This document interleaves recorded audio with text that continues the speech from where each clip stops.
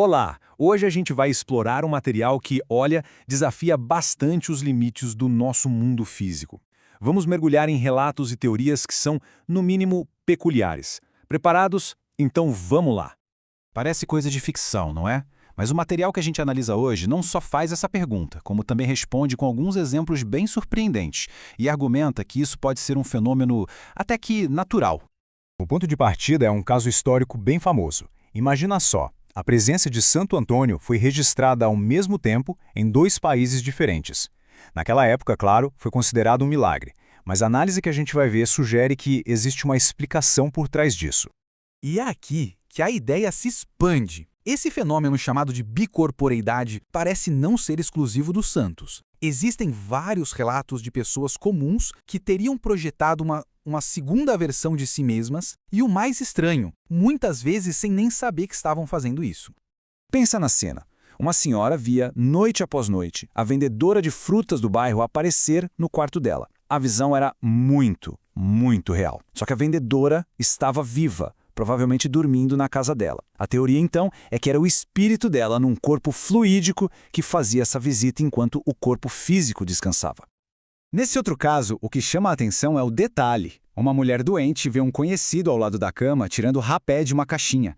Dias depois, ele a visita pessoalmente, de verdade, usando a mesma roupa e com a mesmíssima caixa de rapé. Mas ele jura de pés juntos que nunca esteve lá antes. Como pode, né?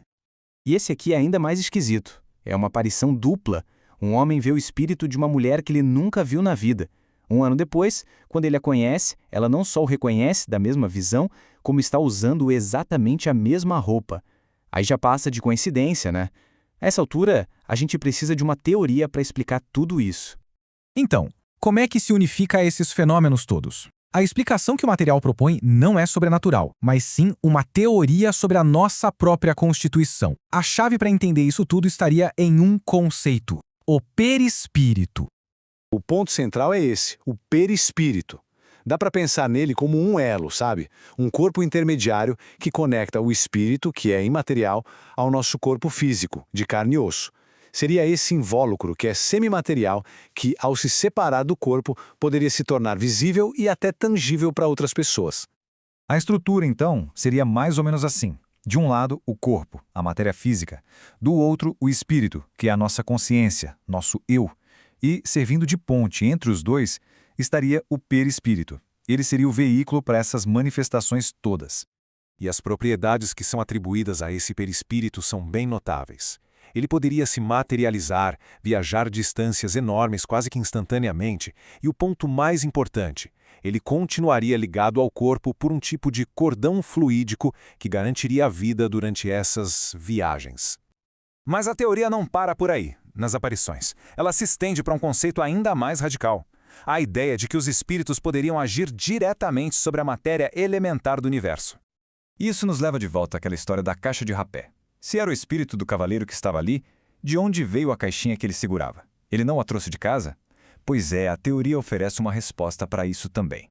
A explicação é fascinante. A teoria diz que os espíritos usam a própria vontade para manipular uma matéria cósmica primária que existiria por todo o espaço. Eles juntariam essa matéria, a condensariam e a moldariam, dando a forma de objetos que a gente conhece, como lopas ou, no caso, uma caixa de rapé.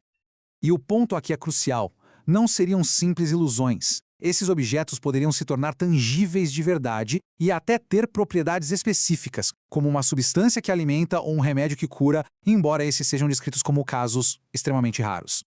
Essa mesma manipulação da matéria explicaria um outro fenômeno, a transfiguração. Num caso de uma jovem, o perispírito dela teria se expandido e, usando fluidos do ambiente, projetado a aparência do irmão dela. E o efeito foi tão real que o peso dela na balança quase dobrou, mesmo sem nenhuma alteração na sua massa física. Incrível, né?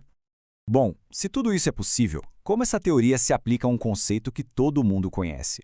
Lugares assombrados. Por que alguns espíritos parecem ficar ligados a certos locais? Para começar, vamos direto ao mito popular. Existe mesmo uma hora dos espíritos?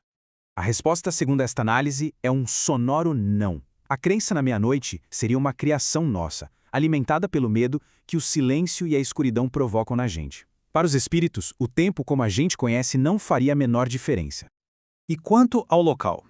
Seriam os cemitérios o ponto de encontro preferido deles? A resposta, de novo, é surpreendente. Raramente. A teoria diz que os espíritos não têm apego ao corpo, que seria só uma roupa que foi usada. O que os atrai a um túmulo não é o lugar em si, mas a energia do pensamento, do carinho das pessoas que vão lá visitá-los. A conexão é mental, não física.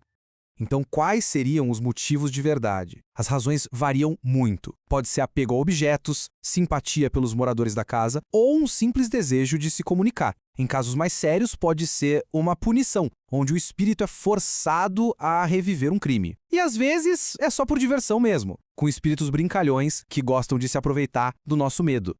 E como lidar com isso? A teoria oferece um guia bem curioso. Sentir medo, fazer exorcismos formais, ineficaz. Muitas vezes, isso só diverte os espíritos zombeteiros. A melhor abordagem seria, para os brincalhões, o desprezo, a indiferença. Para os que sofrem, a prece sincera. E a defesa mais poderosa de todas seria a prática do bem, que naturalmente atrairia a proteção espiritual. No fim das contas, a gente chega ao centro da questão. A visão de mundo que se apresenta aqui é a de um universo fluido, onde a matéria não é essa coisa fixa que a gente imagina. Ela seria um elemento básico, moldável pela força que seria a mais poderosa de todas, a vontade, seja de seres vivos ou não. E tudo isso nos deixa com uma reflexão final. Se essa teoria estiver minimamente correta, e a vontade for mesmo a força que molda a realidade invisível, qual é então o verdadeiro poder e o alcance da nossa própria vontade, aqui e agora, no mundo que a gente consegue ver?